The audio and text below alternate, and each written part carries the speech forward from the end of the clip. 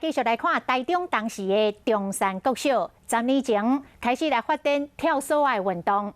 今年女生的跳绳队摕到台中市全民运动会代表权，10月要代表台中来比赛。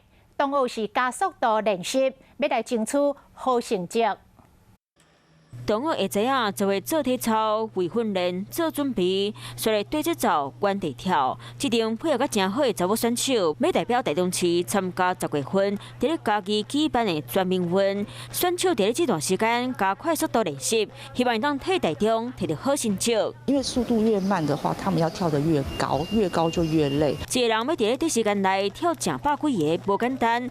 团体跳绳比赛考验大家配合度。学校为10年前就跳绳的运动，虽然耍几啊年，拢摕到好成绩。这样可以跟同学相处得越来越好，增进感情，还有训练默契越来越增加。虽然这场选手已经出业，不过大家嘛是利用下课时间有闲在紧练习，那为着要替台中争取到公赢，嘛希望为坚持的打拼做一个记录。